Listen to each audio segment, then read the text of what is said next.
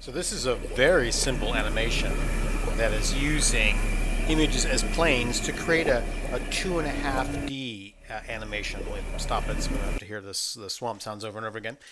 This is a parallax animation. So even though it looks like everything is 3D in here, it isn't. Actually, the woman right here is, just because that's a 3D scan person that I would just dragged and dropped in there, but you could replace that with 2D art. So the person could be replaced with a flat image as well. But everything else in here, even the gates that look like they're leaning open, that's actually in the image. It's just using images as planes in Blender to create this very simple parallax animation. And I have two videos that I'm making here, one for people who kind of know the way around Photoshop and Blender, and then this one, which is the longer one for people who are absolute beginners. So even if you've not done any modeling in Blender, I'm going to walk you through the step-by-step process. This is actually pretty easy. This one will be a little bit longer because I'm going to show navigation things and all that. So I'm just going to go ahead and close this out over here and just jump into Blender. We'll come back to this in a little bit here and I'll show you what's going on. So I have my screen divided in two right now so that I have one of the screens over here is showing the camera view. So I have a camera in my scene right there. There's the camera, and this is what is being animated through all of this. And if I wanted to add a new split screen over here, if I put my cursor like right up there at the top of the corner of it and I click and drag over here, whoops, that's not what I wanted. I wanted to, I'll do it over here. I'm going to click and drag. There you go. That's how you get that second screen over there. And then if you want to close the screen, you just right click onto the screen and then say join areas, and then you say, well, which one do you want to join? So the way I did that is I clicked right here, left mouse click, and I just drag over, and now I have two screens. I've got the screen where I'm, in this case I'm going to be looking at, in this one, in the workspace view over here. And in this one, I can set it to a 3D viewport if it's not set that way already, right up over here. And in this one, I will hit the 0 key on my full-size keyboard. Oh, and I'm going to use my middle mouse button to click up here and drag over so that I can see my little rendering views, or you can hit the Z key to go to a rendered view up here. One of those will do it. So if I hit the 0 button now, I can jump into my camera view. So I'm now looking through that camera. The other way to do that, if you don't have a full-size keyboard, is this little button right over here. That'll take you in and out of the camera view. And you know that the camera view, you're looking through the camera when you see this little box around here. And this is going to be the aspect ratio that you've set up your document. And you can just leave it at the default 16:9, which is what it is by default. So here are all of the flat things. So I did add a ground in here just to, add some ground, but everything else, if you see, even if I move back over here, you can see they're razor thin. If I turn to the side view, you can see none of this stuff is actually three-dimensional. It just looks like it is because things have been offset. So if I scooch my way back over here, you can see, well, there's my sky in the background, and then in front of that is my moon, my clouds here. My clouds are just moving. They're animated to move in front of the moon right there. There's the haunted house picture. There's a bunch of trees and things that I've dropped in here. The only thing that's kind of fancy in this one is that there's a fog card in here. I've got a image as plane playing an animation of that rolling fog. So the fog is actually animated. You don't have to do that. It's only slightly more complicated than just dropping in a 2D image. So I'll show you how to do that as well. But all of this starts first in your painting program.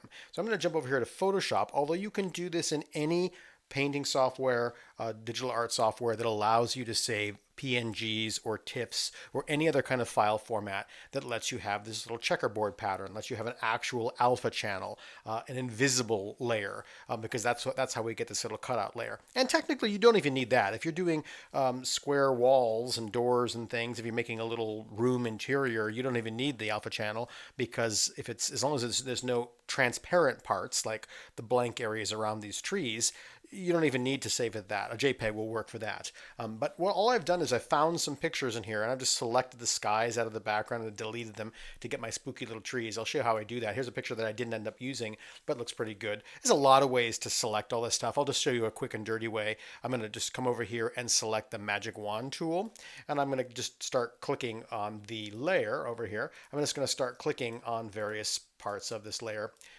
of the image here, and I'm just going to delete all of this stuff, something like that. It's going to keep on going until I get enough of it That's not enough yet, but if you were to keep this up and tidy up your selection, you'd get there eventually with a minute or two more. I'm just going to hit the delete key now, and you'll see that behind that is that transparent checkerboard. Now, that's only going to happen because this image I've already come in here and right click. If you right click right over here, you will see layer to background on one. This is background right here. If you open up a new image, it's just going to say background because it's not floating on a layer. So the very first thing you're going to need to do is convert this to a layer. And the way you do that is just right click and right underneath your cursor right there, if this was a flat background, it would say, in fact, I can even do it here. I can just flatten the image, see how it says background. And now I can right click on here and I can say layer from background. There it is right there. It's going to ask for a name. I'm going to say okay. And now you see it's back to layer 0. So now if I hit the E key to erase and I run my eraser over there, I'm actually erasing to transparent, not to white. It's actually like transparent. And if I were to bring this now into Blender or whatever, this would, you'd see these as like holes. Like this would be like a photograph or whatever with holes torn in it, and you'd be able to see through it. So that's kind of what we want. Got a few other things in here too. So there's my trees. What is it? Oh, here's the clouds that I did. Just took a picture of clouds and I kind of just deleted the sky out of the background. Kind of changed them a little bit, smeared them around to make the clouds look a little spookier. What's this? Oh, here's the idea of like just hand painting one. So you could actually come in and just paint on a transparent layer from scratch if you wanted to do that. You don't have to do the process where you're removing the background out of an existing image. But I think a lot of you are probably going to want to do something from artwork that you've already created, either digitally or even a photograph of your analog art. So let's just do something over here. I'm just going to sort of add a little ground plane on here. I'm just going to do a little black and white. You can make these color. You can make these shades of gray so that they're like semi-transparent, like gauzy curtains. I'm just going to do some like weird looking trees over here. Although I probably shouldn't run it off the edge because then it'll be flat on my image. So I'm going to do very, very simple kind of like kindergarten spooky trees over here, or they look more like cactus than trees, but you'll get the idea.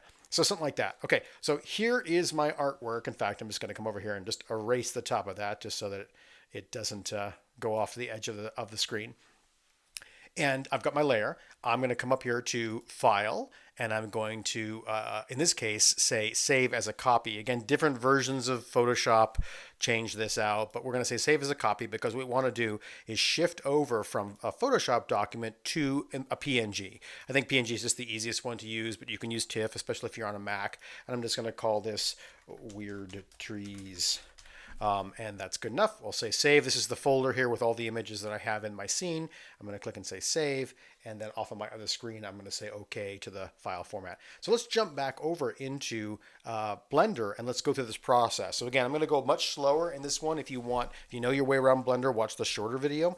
What I'm going to have you do very first of all is come over here to, again, I'm going to scooch it over using that middle mouse button to scooch that over. I'll come over here to this guy, this little bow and arrow one. I'm going to pop that down, and I'm just going to make sure that the move gizmo is turned on. I really highly recommend that, especially if you're a beginner with this. That way you don't have to remember which axis it is. So if you want to move something around, like if I go back into my camera view, like let me see if I can select my person over here. So if I grab the, oops, I don't think I got her. Is that her? Oh yeah, I guess that is her. So you can see I've got that little green arrow in there. So if I look over in my camera view, maybe just make this a little bit bigger, I can, sort of like, well, maybe I want her to be over here a little bit, or maybe she needs to be a little bit, closer to the gate. I can push her, farther away. Now she's kind of in a shadow. I've got a special light that's shining right on her there so you can kind of see her, but you can kind of move things in this view over here and see what you're doing and see the result of it inside the camera in this view. So that's definitely something we want to do. But rather than work in this one, I'm just going to switch over to a simpler scene. I've just got another scene inside of this document where I've got some basic stuff in here. So there's no camera in here. There's nothing going on. I can click on this little button to look through the camera, but I don't have a camera in here. There will be a camera in your scene in the default view. So we'll do that right now. Let me just scooch this guy over a little bit here so that we've got some more room. So I've just dropped in some very simple images as planes, and I'll explain how to do that in just a second. But let's add our camera in first so we can see what we're doing. I'm going to say Shift A, or I'm going to come up over here and come down to camera and add a regular camera. Shift A gives you that same thing in a pop-up menu. And there's camera. I'm going to add a camera to the scene. And the Blender camera always brings it in at this kind of like funny angle. So now if I move over to this screen and I hit the home, the 0 key on my full-size keyboard, or this little button over here if you don't have a full-size keyboard. That's what my camera is looking at right now. It's kind of pointing down in the corner. It looks kind of odd. So what I'm going to do is move it way back over here, and you can see as I'm moving the camera, the view is changing in this side. That's handy.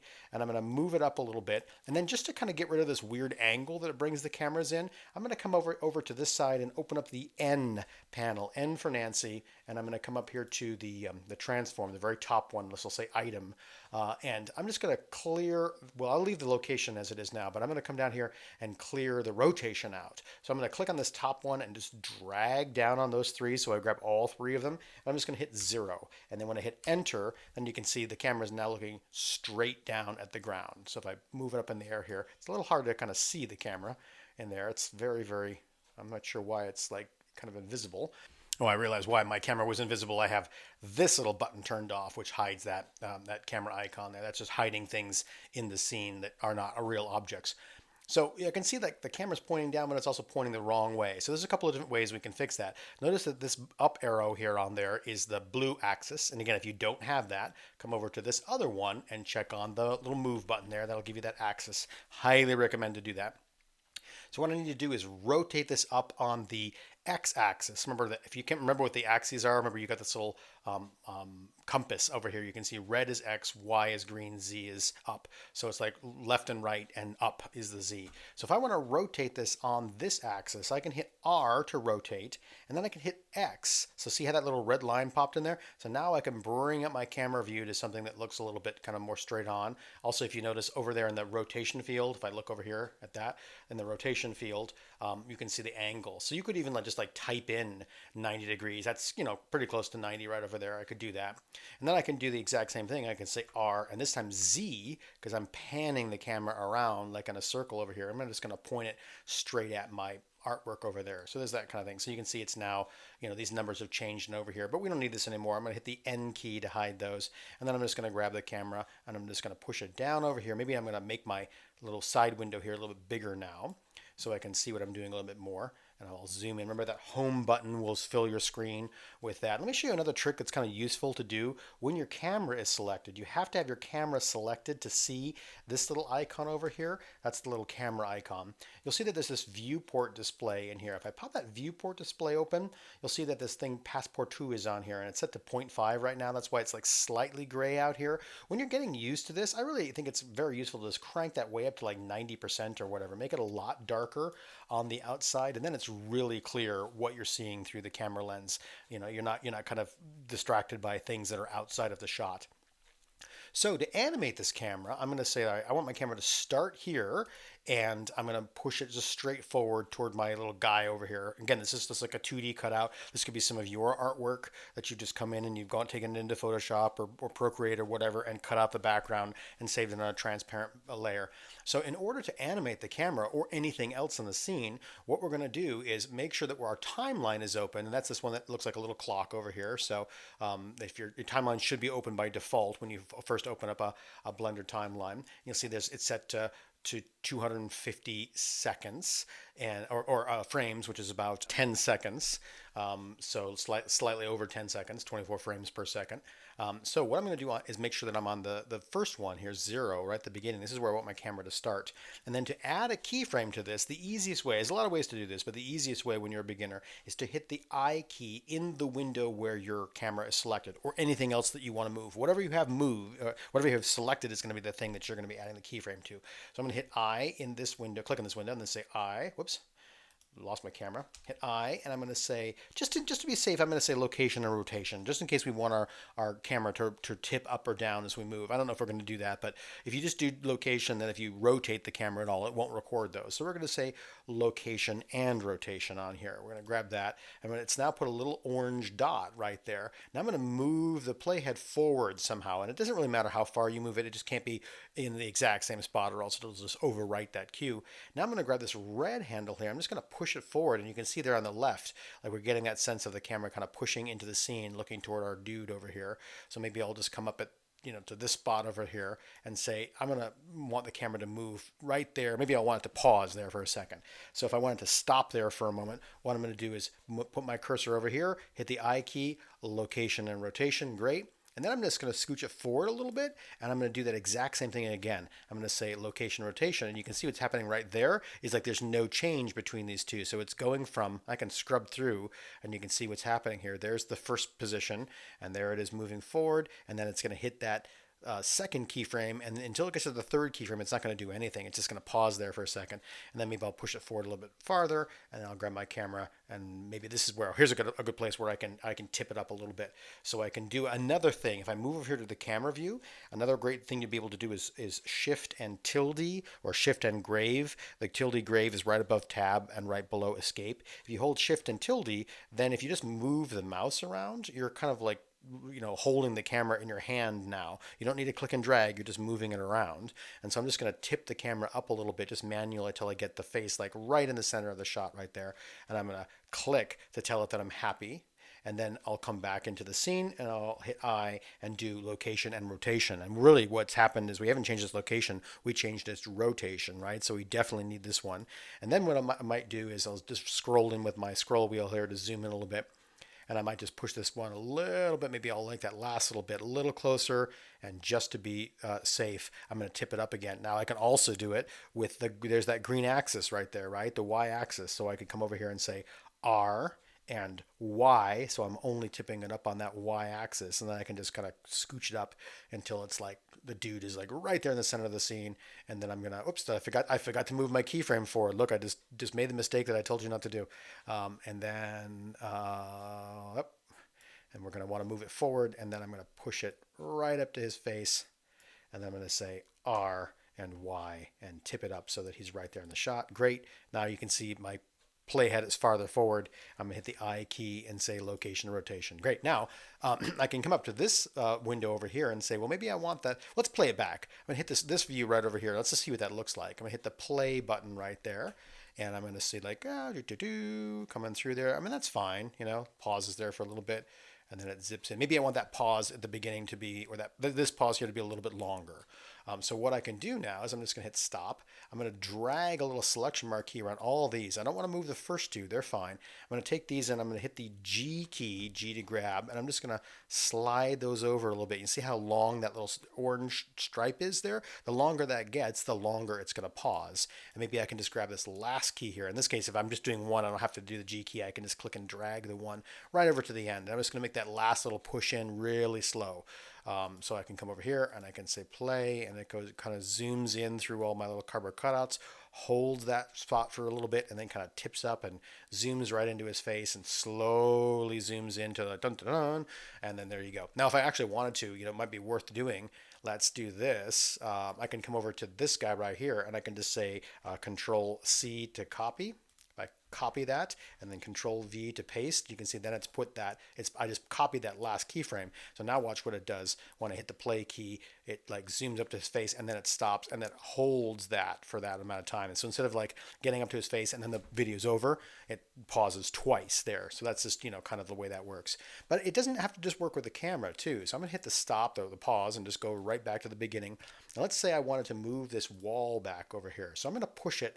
I want the wall to end here. Actually, let's do that. I'm going to grab that wall. That's where it's going to stop. So I'm going to push the playhead all the way to the jump to the end point, or I could just drag it over there. This is where I want it to stop. So now with the wall selected, I can hit that I key and I can say, well, I'll do location and rotation, even though it's not going to rotate. It's not going to hurt anything. I'm going to say location and rotation, and now I'm going to push the playhead back to the beginning. Come on. Oh, here, I'll just push that button so I can get it. And I'm going to take the wall, I'm going to push it off over here. That's where I want the wall to start. So I'm going to want this wall to like track in slowly behind him as the whole video is going. So if I go over here and in this position, hit the I key, location, rotation, boom. Now I've got the two keyframes and that wall is moving in as the camera is moving in. So you can animate anything in your scene. Actually, it looks like I took it too far. I don't like that little, let's fix it. Now if I come back over here and I can just go right back to that last keyframe, and if I just move it, like so, like there you go, got rid of that little pie slice there. And if I come over here and say that, it just rewrote it. So I just wrote over the same, because I was on that same exact spot. So now that fixed that little problem. So now when I hit play, over here the camera's moving forward, the wall's coming in, it pauses there, and then it zooms in on his face as the wall shuts in behind him, and then boom, the wall stops before it gets to, well, actually we run out of video, but the wall never goes too far to the right before it the end of the video. Now you can change the length of it. This little end button over here, if I decided, oh, that's too long, I want this to be a little bit shorter, you could change this number. You could cut it in half. You could make it longer. Just multiply 24 frames per second times however many seconds you want. So 240 is 10 seconds, and then 480 is 20 seconds, and so on. Right? You can just sort of kind of do that math to figure out how long you want. But 10 seconds is great for something that you're just showing as part of a presentation. I wouldn't go much longer than that. Maybe even shorter than that. Unless it's like the little establishing shot one that I showed you at the beginning. So let's go back. Actually, we can stay right here. We'll stay right here. I'm just going to stop and say, let's bring in a new image as plane object, so you can see how all this stuff gets in the scene. So again, my world center origin is right there on the 0, 0. That's where it's going to appear. Before I can bring anything as an image as plane, I need to come up to the preferences and make sure that it's turned on. So edit and preferences, and then I'm going to come over here and I'm going to search for, click on the add-ons button over here, and then I'm going to search for images or as planes, images as planes, whatever, and I'm just going to check that little box. You don't need to restart or anything. It's ready to go. Just check the box, and then that option is there for you. So then I'm going to close this little window, and now what I'm going to do is say Shift A to add an image as plane, images as planes. There it is. Then I'm going to go to my new folder here. This is where I'm storing all of our stuff. So there's the arches that you see in the scene over here. There's the dude, all that kind of stuff, all there on their transparent background. So you can see, there's the gate from the beginning of the process where I actually made those angles in. There's the original one that I found, and then I took it into Photoshop and I angled the gate so they looked like they were leaning open. You could also put these as individual pieces and like actually animate it hinging open. If you wanted the gates to kind of mysteriously open as the camera gets up to that would be very easy to do with just rotating the door on, giving it a rotation cue. And let's see, where's my weird trees? Here it is, way at the bottom. So we'll bring our little weird trees. You can do a lot of the stuff that we need to fix right here now, but let's just bring it into the scene first, and I'll explain. And then once you know what these things are, they're easy to remember to do it ahead of time. So I've brought it in. It's very small. It's also like right in the center of the scene. So I'm going to need to scale it up. So this time I'm just going to make it like twice as big. I'm going to say S and 2 to make it twice as big. Maybe that's not enough. Maybe I want to make it a little bit bigger. I'm going to put my cursor a little bit away from the origin point, and I'm going to hit the S key, and I'm just going to move outward until so I can like eyeball it if I want, or I can type S and an actual number. S2 would make it double the size. S.5 would make it half as big, that kind of thing. And now I'll just grab it up and kind of just set it so it's just barely in the ground over here. So now I've got my little weird trees in there. Let me push the camera to the point where it's sort of right in front of us there. Now it's kind of hard to tell with the black trees over here. You see there's this weird fringing that's going on in that. That's something that's happening, especially if you have something that isn't just black. When it brings in the images by default, it brings them in with a blend mode, and I'll show you how to fix that. Right over here is this little a beach ball looking button here. That's our materials button. And then if you scroll down, this is only going to be here in EV, but you're probably in EV. You'll notice that the blend mode is alpha blend by default. If you just change that to alpha clip, you can see that really cut down on some of the fringiness. Well, alpha blend is basically taking the range of blacks and grays and making them like slightly transparent. So your images as planes will always look kind of like gauzy, kind of like semi-transparent unless you do that. And then if you want your shadows want the shape to actually cast the shadows, make sure that it's clipped or hashed. Hash is actually kind of nicer than the clipped, but either one of them are fine. So that little fix down over here under the settings tab at the bottom of your materials tab. This is the material, weird trees, that's on this plane that is our images as plane. So basically all images as plane is doing is it's bringing in a plane and then it's sticking a picture on it, and we're good to go. And notice too that the shapes of the pictures, if I do that again, bring back in my my folder, it's actually fairly forgiving. Like a lot of these are not squares. Like this guy's a square. These are squares. Typically computer software likes squares better, but a lot of these are not. You don't have to have it be a square in images as planes. It's fine. It might have a hard time exporting to a game engine or something like that, but for what you're doing inside of Blender, it doesn't need to be any kind of shape. It just wants that transparent background. And notice that you can do the blend to clipped or hashed or whatever right here. You can make these changes. A lot of these kind of things can happen right here in this very first setting. You can even change the size of it. You can change where it is. There's a lot of things that you can control before you even import the image, but we'll leave that for now. So here's my little plane, which I can now move around. Maybe I'll push one over to the side. I'll back my camera up a little bit here. There we go. And I'll push one, bring it a little bit farther forward so it's in front of those trees there. And use my space bar to, oh, that's not space bar, it's oh, what is it? Shift right mouse button by default, I think, to pan around. I'm going to do Shift and D to make a duplicate. So Shift D, and now I'm going to click again, and I have two in exactly the same spot there. So I'm going to grab one and push that over here, you know. So, and you can see the reason why. It's like I was worrying about like having it not be abrupt at the edge of the picture, you know. That's one of the reasons, but that's okay. We'll overlook that. So now I can put these guys. Maybe I'll move this one a little bit closer so it looks like it's kind of. Well, actually, you know, let me move it in front over here so it's kind of like it's part of the trees or whatever these like stalactite things are. I'll put it. I don't know, something like that. Whatever. We'll see what that looks like. So now I can go over here. I'm gonna put my cursor over here and say Control Spacebar to maximize that full window. You don't have to do that, but you know that's kind of fun. And then I'll go ahead and do the in this case Control Shift Spacebar to play my camera. So I'm just going to go through and like, okay, yeah, all right, now it's pausing. Oh, in comes the window, and then in comes the wall in the back, and then boom, it's done. Okay, so now how do we get this out of Blender? So a couple of different ways to do that, but I'm going to click on the back to previous over here, or just do Shift and spacebar again, so I've got my full scene. So now I've got my little animation that I'm ready to export out. So what I'm going to do now is come to this little guy over here. This is the one that looks like a printer. I'm going to click on the little printer, and that's going to give me, let me stop my video playing. I'll just go back to the beginning. It's going to give me my export settings, so I can change how big it is. I can change the frame rate here. I can do a lot of things. This is another place where you can change like how much you're rendering out. Like you do your little video and you realize I only need 150 minutes. I don't need this extra time at the end. Well, you can just change it right here or up here. Either one of those will work, and shorten it or lengthen it or whatever you want. This is an important one to be aware of, is the output. So you do want to click on this, and you're going to want to put this on your desktop or someplace where you find it. By default, Blender wants to put it into the temporary folder inside your operating system.